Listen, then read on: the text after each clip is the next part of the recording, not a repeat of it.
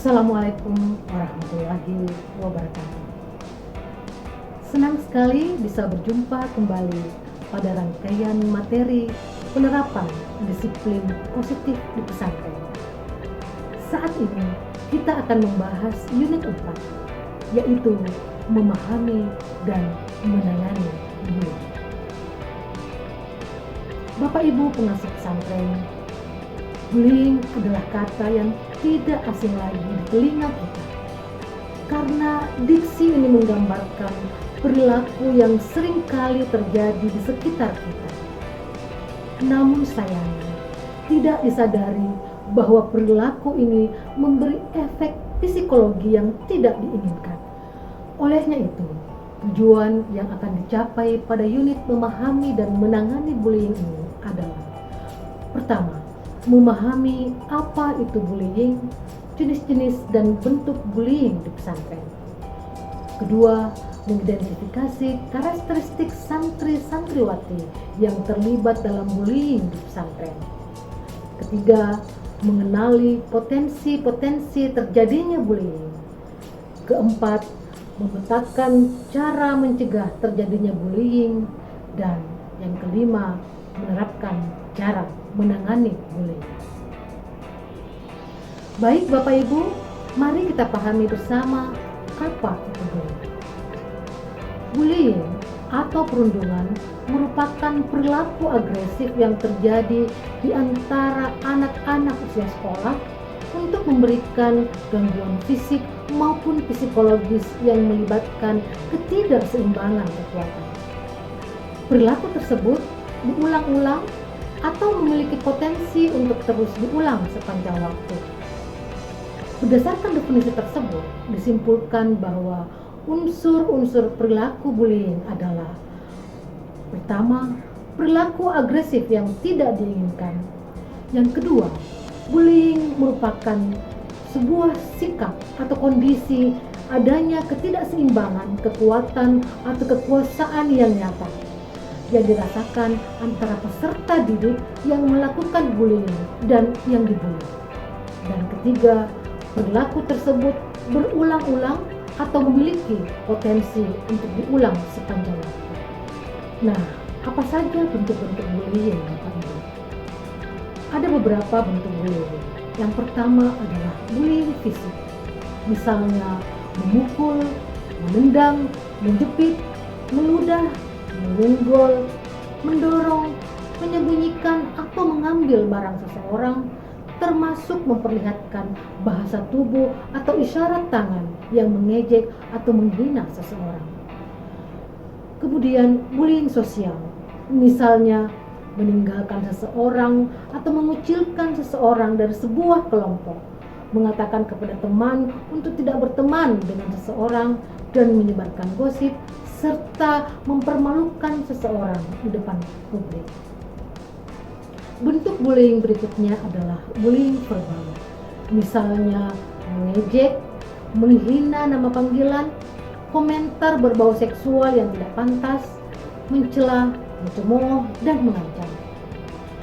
Adapun cyberbullying adalah perilaku yang menggunakan media sosial melalui email, telepon, webcam, pesan singkat, situs internet untuk mengirimkan pesan yang mengejek, menyebarkan gosip, dan gambar atau video yang mempermalukan mengenai pengalaman atau profil seseorang.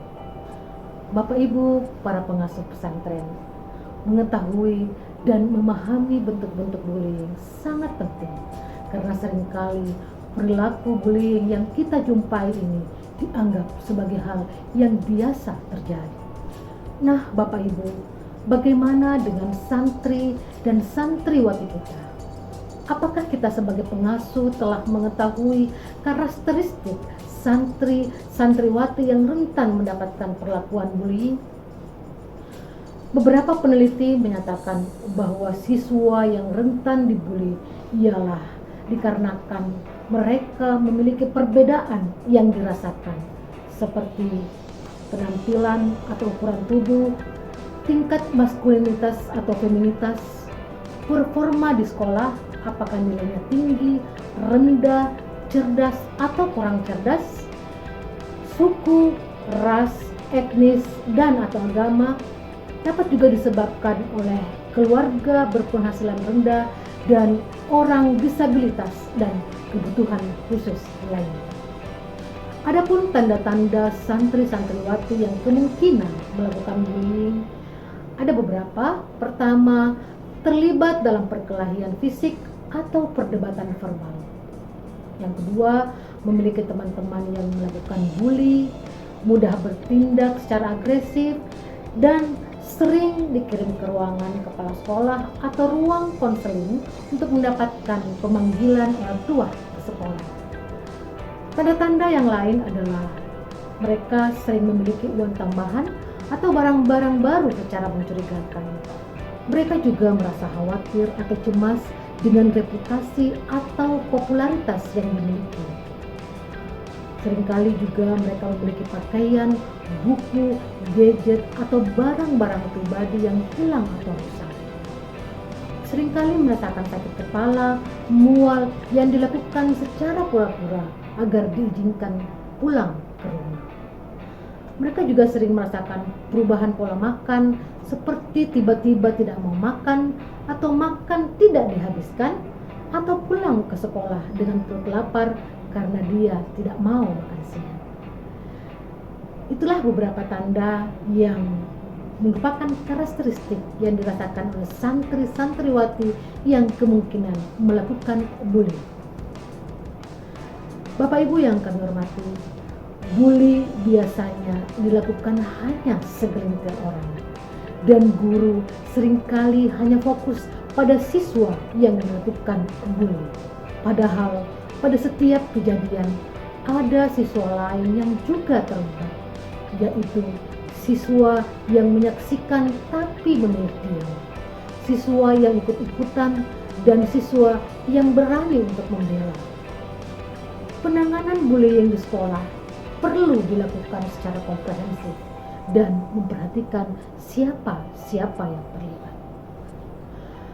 Bapak Ibu para pengasuh pesantren, ada 3 langkah penting dalam menangani bullying. Yang pertama, kita harus menghentikan pada saat itu juga. Yang kedua, mencari tahu apa yang terjadi. Dan yang ketiga, memberikan dukungan kepada siswa yang terlibat. Beberapa hal yang perlu diperhatikan adalah kita harus mengendalikan emosi. Apa yang kita lakukan? Yang pertama adalah tampil tenang, rileks, dan percaya diri. Gunakan nada rendah dengan suara yang tenang. Sadari pilihan kata. Tetaplah menghargai perasaan anak. Dan jika Anda merasakan kehilangan kontrol, panggillah rekan Anda. Namun, jangan melakukan defensif atau menunjukkan emosi jika komentar atau penghinaan ditujukan kepada Anda. Yang kedua, berkomunikasilah secara efektif dan tunjukkan melalui bahasa tubuh. Sebaiknya Anda memberikan ruang fisik antara Anda dan siswa. Posisikan tatapan mata Anda sejajar dan jaga tangan Anda agar tidak berada di dalam saku dan berdiri serong di depan siswa. Jangan pula melakukan dengan membalikkan punggung atau berdiri secara penuh di depan siswa dan juga mempertahankan kontak mata secara konstan, senyum atau berdebat. Hal berikutnya yang perlu Anda perhatikan adalah berdiskusilah. Percaya pada insting Anda dan berempati dengan perasaan, tapi tidak ditunjukkan dengan perilaku seperti ikut menangis, marah, dan sebagainya. Sarankanlah alternatif lain dan jelaskan dengan nada yang tegas namun tetap hormat. Jangan melakukan pendekatan dengan suara keras, berteriak, menjerit, berpendapat, atau menganalisis. Baik Bapak Ibu, hal-hal penting dari materi ini adalah santri dan santriwati adalah bersaudara, saling menjaga dan saling menguatkan, saling menghargai dan saling menghormati antara sesama penghuni pesantren seharusnya disosialisasikan terus-menerus untuk menegaskan posisi pesantren sebagai lembaga pendidikan rahmatan lil alamin. Peran pesantren di samping sebagai lembaga pendidikan juga sebagai lembaga pengasuhan. Karenanya, para santri dan santriwati berhak mendapatkan pengasuhan yang ideal di pesantren untuk mencetak alumni pesantren yang dapat merefleksikan akhlak baik di dalam pesantren maupun di luar pesantren. Dan perlu kita ingat bersama bahwa bullying di pesantren dapat diminimalisir dengan melakukan pencegahan yang sistematis melalui penerapan konsekuensi logis atas perilaku menyimpang santri dan santriwati. Baik Bapak Ibu, hal yang perlu kita ingat bahwa Islam mengedepankan dukungan perilaku positif bagi anak-anak sejak kecil sebagaimana yang terdapat dalam surah Al-Qasas ayat 27. Islam juga memerintahkan menjaga nama baik anak.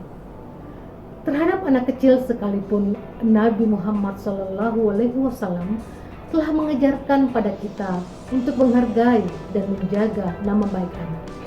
Tidak boleh mencela atau berkata kasar pada anak. Anas bin Malik, seorang sahabat yang ikut membantu rumah tangga Nabi sejak kecil, menuturkan bahwa selama 10 tahun di sana Nabi Muhammad SAW tidak pernah menghardik atau mengeluarkan kata-kata kasar. Hadis riwayat Muslim. Bapak Ibu yang kami hormati, demikian akhir dari unit memahami dan menangani bullying ini.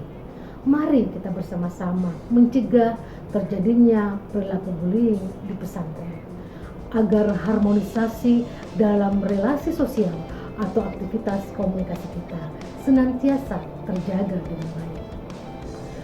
Baik Bapak Ibu, jangan lupa menyimak materi video berikutnya dengan topik memahami dan menerapkan konsekuensi logis di pesantren. Salam disiplin positif. Wassalamualaikum warahmatullahi wabarakatuh.